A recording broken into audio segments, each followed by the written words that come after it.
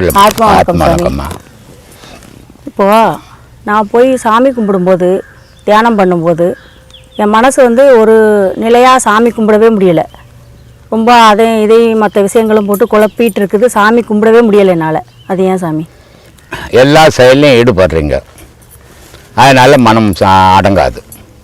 எல்லா செயலத்து இருக்கும்போது தான் மனம் அடங்கும். மனம் அடங்கும்போது சாமி கும்பிட்டா அப்போ தான் சாமி மேலே மட்டும் ஞாபகம் வரும். மனம் பல விஷயத்தில் இந்த வியாபாரம் அந்த வியாபாரம் இந்த தொழில் அந்த தொழில் வீட்டு பிரச்சனை இதையெல்லாம் மனசில் சுமந்துக்கினால் சாமி கும்பிட முடியாது. சும்மா ஊரில் பார்க்குறவங்களுக்கு நான் கோயிலுக்கு போய் வர மாதிரி இருக்கும். ஆனால் உண்மையாக பார்த்தீங்கன்னா எனக்கு கோயிலுக்கு போனால் திருப்தியே கிடைக்காது. ஆனால் மனசில் அதனால்தான் இந்த பணக்காருக்கும் ஏழைக்கும் ஒரு வித்தியாசம் உண்டு. ஏழைகள் வந்து சாமியாண்ட போனாங்கன்னா அவங்களுக்கு தெய்வத்தை தவிர வேறு எண்ணம் வராது. ஏன்னா அவங்களுக்கு எந்த சிக்கலும் கிடையாது.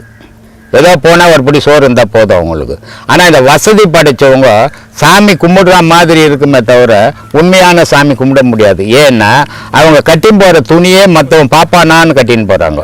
அவங்க கோயிலுக்கு போகிற இடத்துல சாமி கும்பிடுற இடத்துல நகையே தேவையில்லை, ஊர்பட்ட நகையை மாட்டிக்கின்னு போகிறாங்க.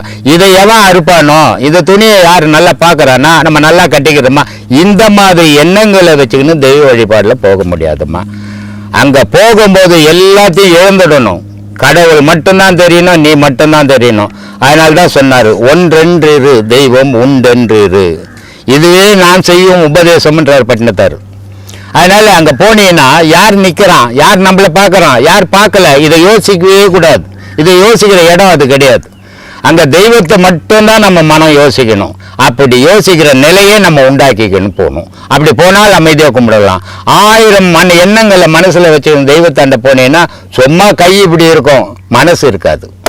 அதனால் அது வீணான கும்பிடு தான், அது போலி கும்பிடுன்னு பேர் அதுக்கு. அதனால் தெய்வ வழிபாட்டில் அது மாதிரி இருக்கக்கூடாது.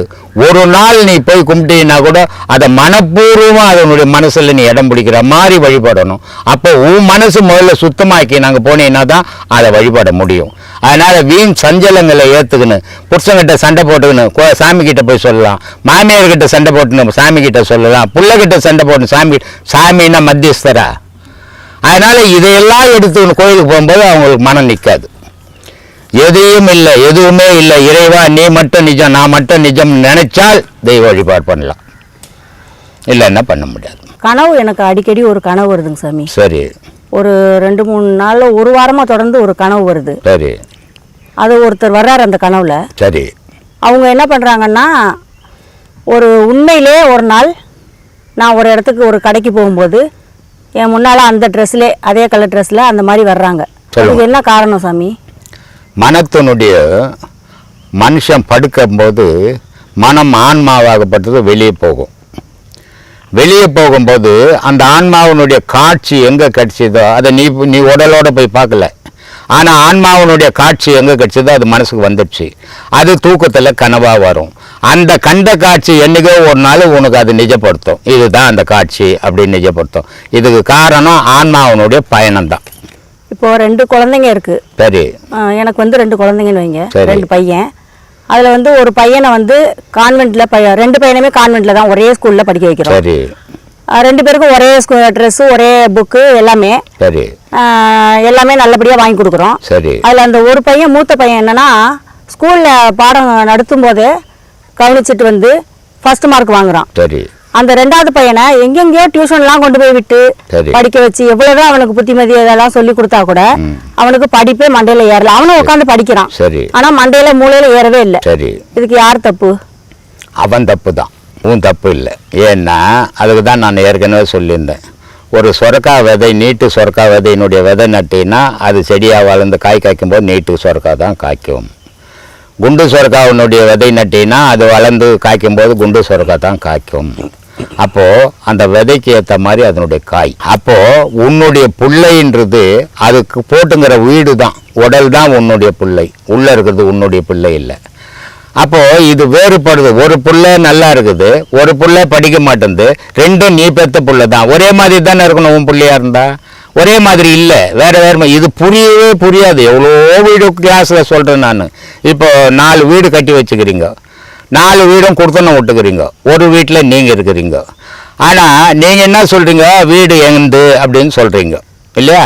ஆனால் அதில் கொடுத்தனங்கிறவன் என்ன சொல்கிறான், என் வீடுன்னு அட்ரஸ் கொடுக்குறான். அப்போ அவன் இருக்கிறவன் உங்க பையனா இல்ல வேற யாரோ ஆனா வீடு என்னமோ உங்களது தான். அத மாதிரி உங்க பையனுடைய உடல்ல இருக்கிற ஆன்மா வேற, அது எப்படிப்பட்டதோ அதுக்கேற்ற மாதிரி தான் படிப்பு வரும். ஆனா அந்த உடல் நீங்க செய்தது. அதே மாதிரி பெரிய பையன் நல்லா படிக்கிற பையனும் உடல் தான் நீங்க செய்தது, அதுல இருக்கிற ஆன்மா அது மாதிரி. இப்போ ஒரு டிவியில நீங்க பார்த்துருப்பீங்க, ஒரு 3 வயசு பொண்ணு திருக்குறளை தலைக்கீழே சொல்லு, தாய் தகப்பனால் கூட சொல்ல முடியாது.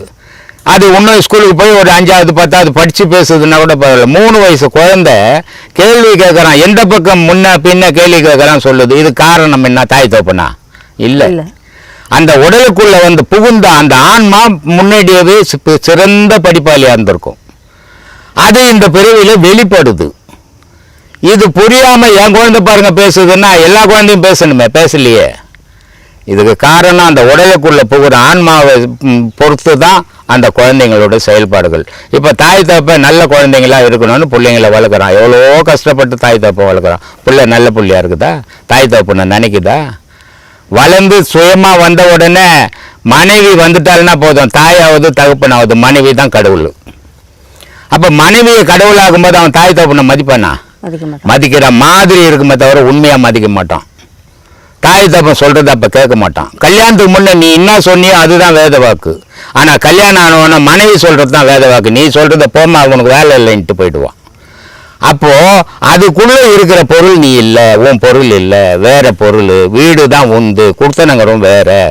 அப்போ அதுக்கேற்ற மாதிரி அது நடக்குது, அதுன்னு புரியணும். இது புரிஞ்சதுன்னா பிரச்சனை இருக்காது, புரியலன்னா குழப்பம் வந்துடும். இப்போ நானும் என்னோட ஃப்ரெண்டும் வந்து போயிட்டு இருக்கோம். ஒரு இடத்துக்கு போகும்போது ஒருத்தவங்க ரொம்ப கஷ்டப்படுறவங்க வந்து தர்மம் கேட்குறாங்க.